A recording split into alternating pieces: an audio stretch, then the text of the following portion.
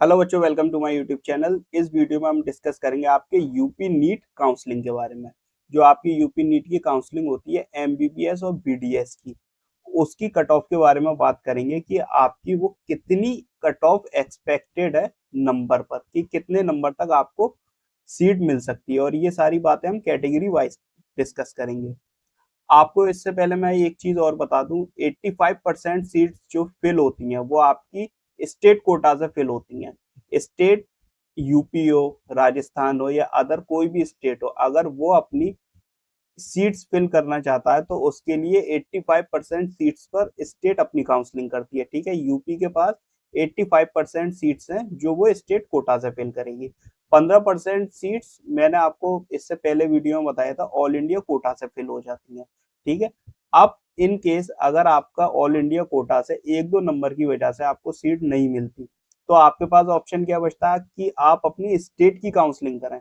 अब आप state counselling में आ गए तो यहाँ पर आपको एक दो अगर नंबर कम है तो यहाँ चांसेस ज्यादा हो जाते हैं आपको स्टेट के अंदर, मतलब आपकी स्टेट में जो पसंदीदा कॉलेजेस है, जैसे हमारे पास बच्चे लखनऊ का पसंद करते हैं, फिर कानपुर है, ठीक है, अलीगढ़ है। तो ये कॉलेजेस हैं। अगर आपको इसके अलावा अदर कोई भी कॉलेज पसंद है यूपी के अंदर, तो आप उसमें अपने स्टेट कोटा के थ्रू जा सकते हैं। ठीक है, अब हम बात करेंगे कि इसमें एक्सपेक्टेड कट ऑफ क्या रहेगी, कितने मार्क्स तक।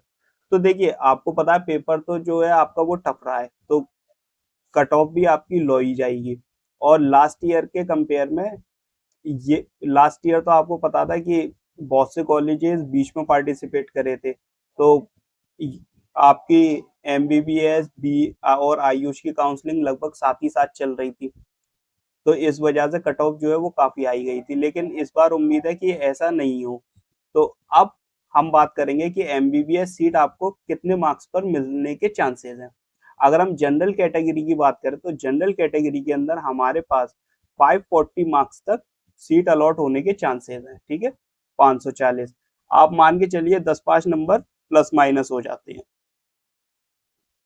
ऊपर नीचे हो जाते हैं। ईडब्ल्यूएस कैटेगरी की बात करें तो 540 सेम रहता है, और ओबीसी की बात करें तो इसमें आपके 535। कैटेगरी वाइज जो है यूपी के अंदर ओबीसी में आपको पांच कुछ नंबर कम पे सीट मिल जाती है, लेकिन वही मैं आपसे कहूंगा कि 10-5 नंबर ऊपर नीचे हो सकते हैं।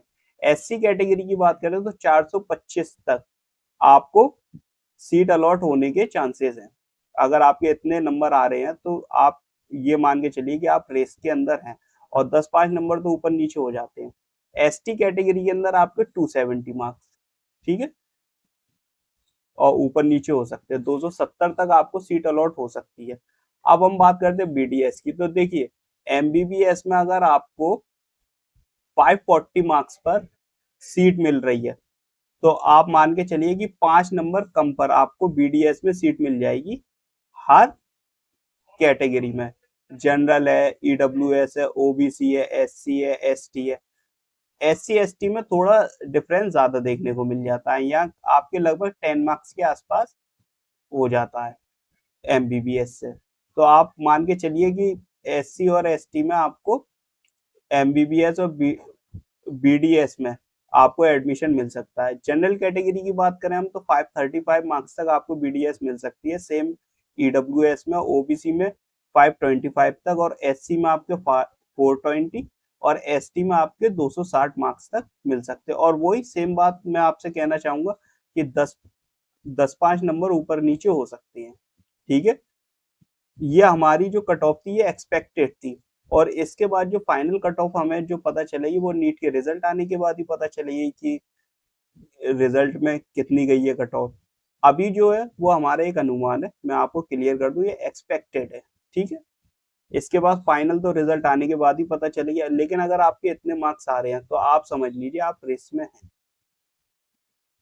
इसके अलावा अगर आपको कोई क्वेश्चन है या आपको कोई डाउट है, कमेंट करें, वीडियो को लाइक करें, चैनल को अगर आपने शेयर नहीं करा तो शेयर करें, और सब्सक्राइब जरूर करें।